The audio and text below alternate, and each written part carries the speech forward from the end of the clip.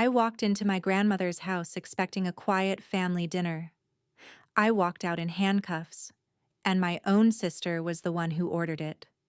The moment I stepped into Grandma Eleanor's Victorian hallway, the warmth died.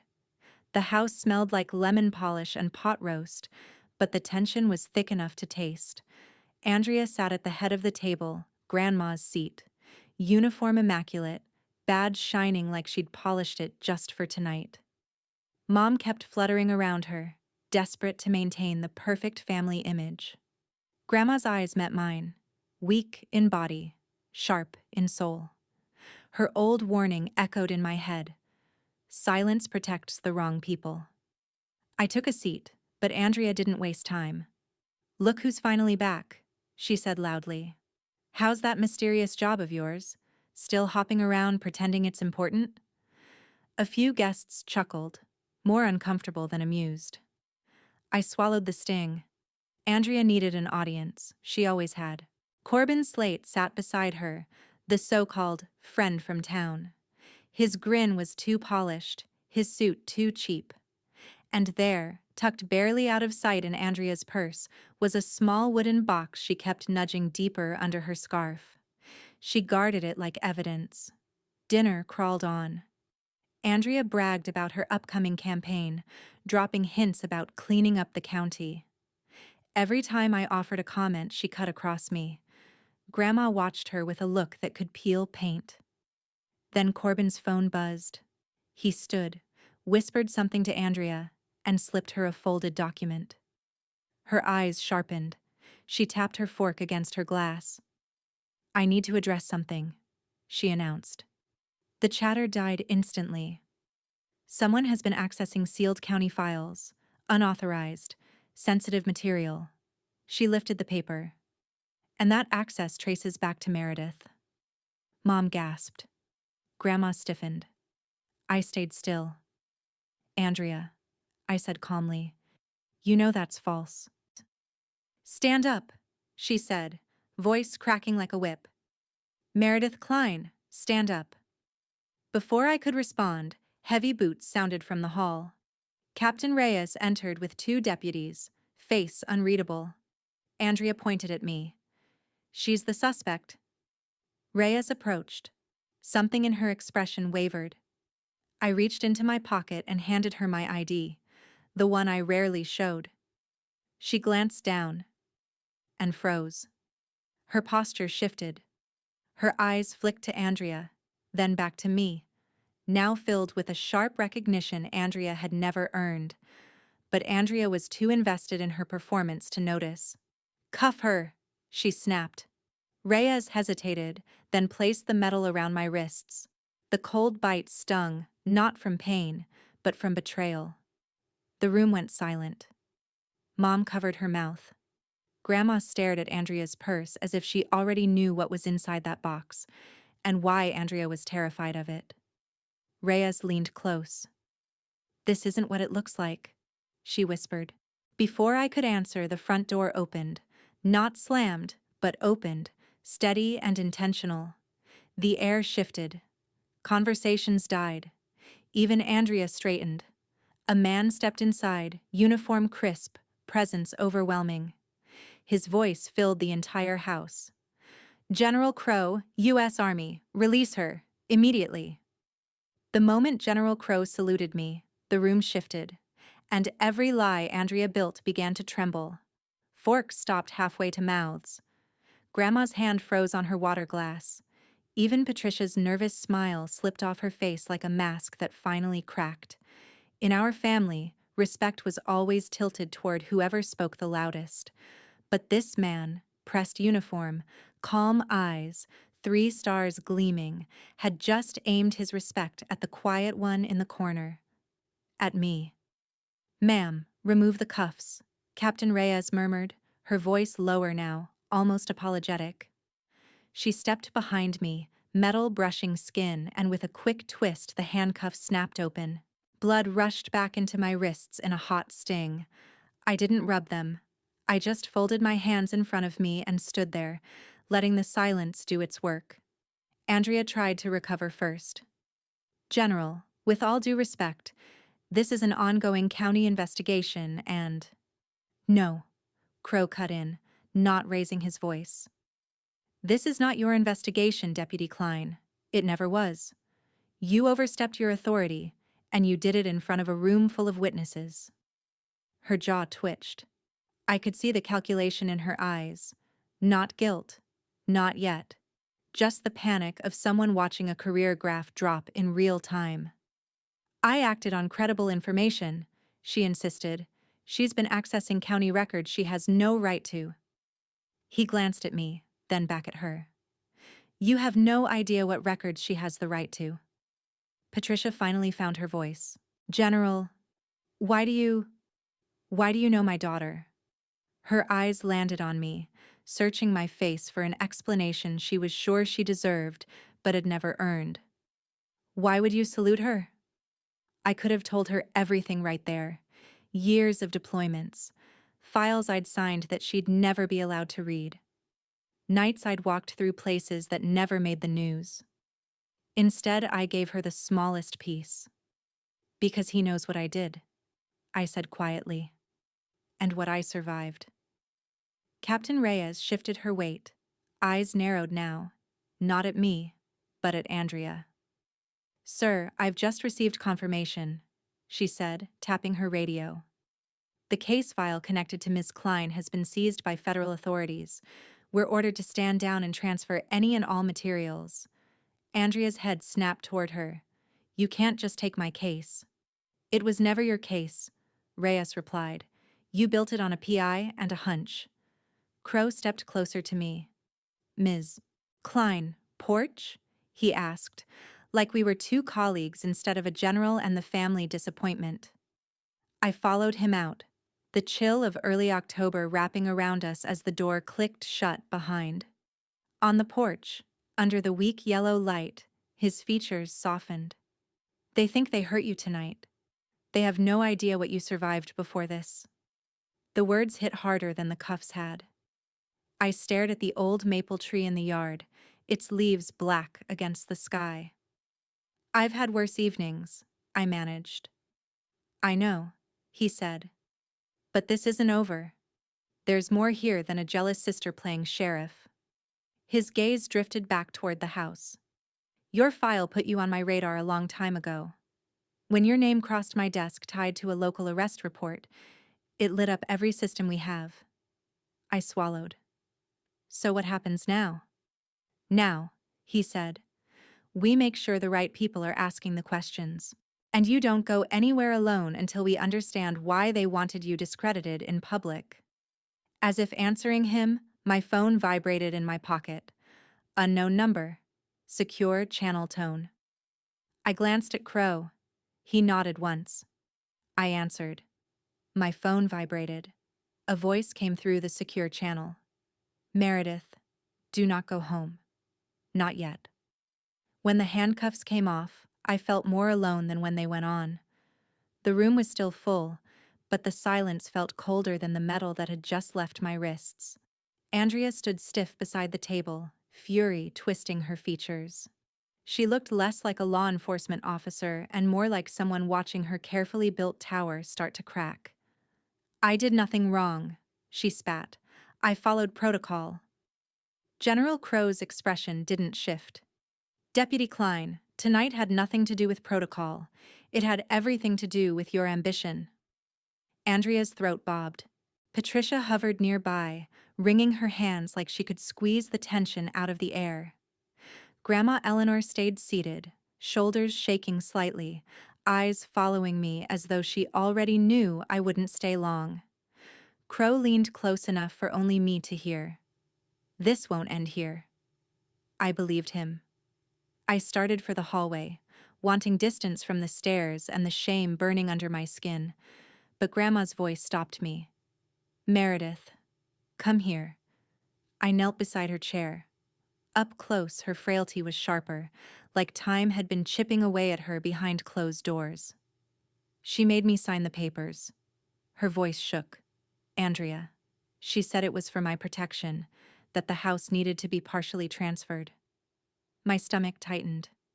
How much did you sign? 40%. she whispered. She said you'd be too busy to take care of things. Behind me, Patricia whispered, your sister is under pressure. Don't make this worse. The plea sounded more like fear than love. I didn't answer, because the truth was already worse than any accusation made against me tonight. When Crow and his team stepped outside to coordinate with federal contacts, I slipped away, needing air, needing anything that wasn't the weight of my family's choices pressing into my ribs. The night was cool, sharp with October wind. I walked until Grandma's porch light was just a dim glow behind me. A motel sat at the edge of town, an old building leaning into its own exhaustion. I checked in, locked the room, and opened my laptop on the desk. 1:37 a.m. 2 new messages. The first one carried the JAG seal. I opened it. Straightforward language, no room for emotion. Authorize federal prosecution? My finger hovered over the box. I heard my mother's desperate whisper. Don't ruin the family. I heard Grandma's confession. She made me sign it. I heard Andrea's voice, dripping contempt. You think you're better than us because you left. And then Crow's quiet truth. They think they hurt you tonight. They have no idea what you survived before this. I clicked, yes. The confirmation flashed across the screen, almost too bright in the dim motel room. My decision, the one they warned me not to make, was now officially in motion. A knock sounded at the door. Light at first, then firmer. I approached cautiously. It's Reyes, the voice said. I opened the door a few inches. Captain Reyes stepped inside, scanning the room, then the laptop. Her eyes locked onto the confirmation notice. Her shoulders sagged, not in disappointment, but in understanding. So, she murmured, you went through with it. I followed the rules, I said. Nothing more. She shut the door behind her, lowering her voice. You need to know something, Meredith. This isn't just a family conflict anymore. Once this moves forward, it won't stop. Not for you, not for her, not for any of them. Her gaze held mine, steady, honest, without judgment. Then she delivered the truth that made the motel room feel suddenly smaller. You just opened a door we cannot close. 8 months later, my sister entered the courtroom, not as an officer, but as a defendant. She walked in with her wrists trembling, no badge, no gun, only a stiff blazer that looked borrowed. The same officers who once nodded at her now avoided her eyes. I sat 2 rows back, steady but cold inside. I remembered the night she had ordered my arrest like it was a performance. Now she was the one on display. Patricia slid beside me, clutching a thick leather envelope against her chest. Meredith, she whispered, voice raw. We can still get her out on revised bail. Sign the lien on Grandma's house. Please, just sign it. Grandma's house. The place Andrea had slowly tried to take from her, from all of us. The place where I had been handcuffed in front of family and strangers. I'm not sacrificing that house, I said quietly. Not again. Not for this. She's your sister.